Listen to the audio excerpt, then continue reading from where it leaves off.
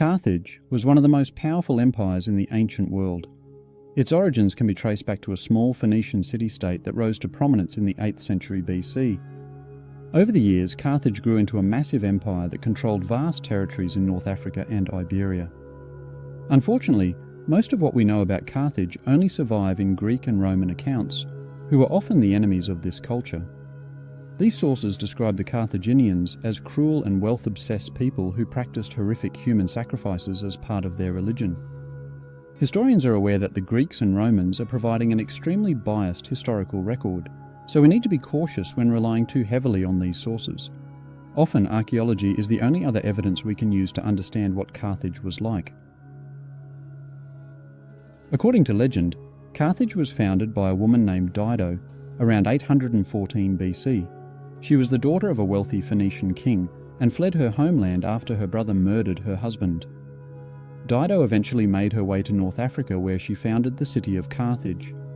The city was first known as Carthaginians, New City, to distinguish it from the ancient Phoenician settlement of Utica nearby. The Greeks dubbed the city Carchedon, while the Romans called it Carthago, and its ruins are located in the modern city of Tunis. Archaeological evidence provides a different story to that presented in the myth of Dido.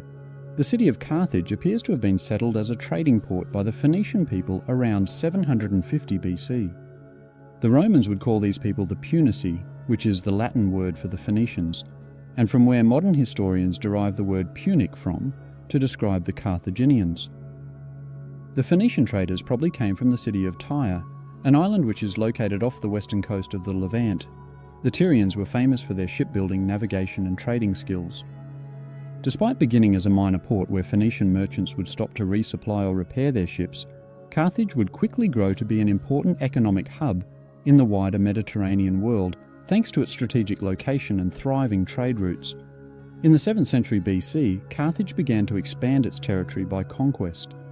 It had become a significant commercial centre by the 4th century BC. By the beginning of the 3rd century BC, it had gained control over much of the North African coast, southern Spain, known as Iberia, and the Mediterranean islands of Sardinia, Corsica, western Sicily, and the Balearic Islands. The Carthaginian economy was based largely on trade. The city controlled a vast maritime empire that stretched across the western Mediterranean. Carthage had a huge agricultural sector that produced olive oil, wheat, barley, and livestock, which it exported across its empire. Their wealth was generated by the taxes and levies placed on trade. As goods came into and out of their ports, the Carthaginians would charge a small fee. As trade increased, the amount of money they earned also increased. To further profit from this trade, Carthage minted its own coins of silver and gold in the late 5th or early 4th century BC. Such coinage often depicted images of deities such as Tanit and symbols like the horse. In addition, the city became famous for its production of purple dye, which was made from the murex shellfish. This valuable commodity was used to colour royal robes and other fine garments. It was in such demand that Carthage could charge a premium price for any royal family who wanted access to this dye. The spectacular wealth generated by the city of Carthage quickly attracted merchants and ambitious people from all across the ancient world, and by the 3rd century BC, there were an estimated 200,000 people living in the city. The Carthaginians were polytheistic, which meant that they worshipped a pantheon of gods and goddesses. The most important deities in the Carthaginian religion were Baal, Tanit, and Melkart. Baal was the god of weather and fertility, while Tanit was the patron goddess of Carthage, who protected the city from harm. Melkart was the god of fire, crafts, and healing. The Carthaginians believed that their gods intervened in human affairs and could be appeased through sacrifices. They would frequently offer up animals or even human beings to placate their anger or gain favour. Human sacrifice was especially common during times of crisis, such as wars or famines. Roman sources claim that children were regularly sacrificed to the god Baal Hammon. For many years, historians thought that these sacrifices were simply anti-Carthaginian propaganda from the Greek and Roman sources. However, recent archaeological finds appear to support this claim. A cemetery near the ancient city, known as the Tophet of Carthage, was found containing the burnt remains of children with dedicatory inscriptions explicitly stating that these children were offered to certain gods. The Carthaginian military was one of the most powerful in the ancient world. It was made up of a well-trained mercenary army that was able to field large numbers of troops. Mercenaries were different to professional armies because they were paid to fight. This meant that they were not loyal to any one country and would often change sides if the pay was good enough. The Carthaginian military also made use of elephants in battle. These massive animals were used to charge enemy lines and cause chaos amongst the ranks. However, Carthage's primary military strength lay in its ships. Their formidable navy was used to protect their trade routes and expand their empire. To facilitate the building and repair of hundreds of ships, the city of Carthage had a harbour that was second to none. This harbour was known as the Cothon and was located in the centre of the city. It could accommodate up to 220 ships in docks at a time and was surrounded by a massive wall that protected it from enemy attacks. The city of Carthage itself was located in an ideal defensible position.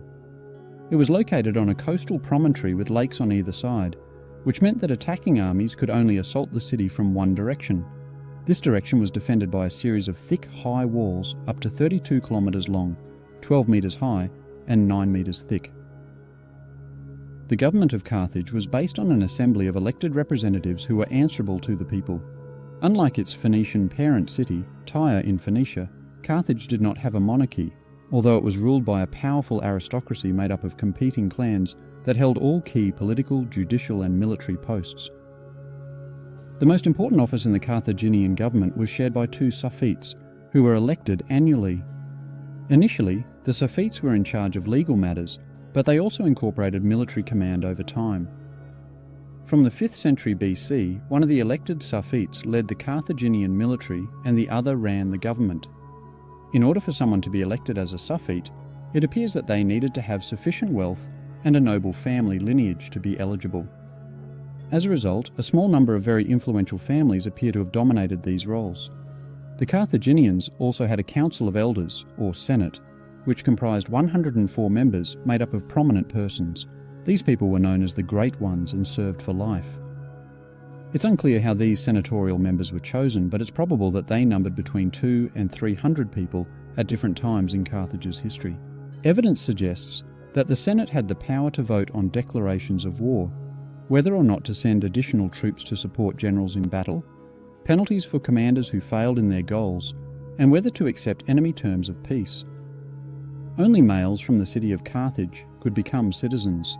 Women, slaves, and aliens were not eligible. However, there are indications in the historical record that a second class of citizens might have existed made up of former slaves and foreign artisans.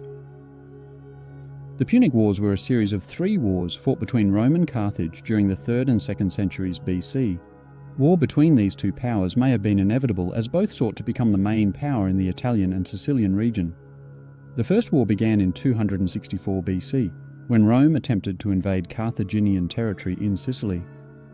The First Punic War ended in 241 BC with a Roman victory.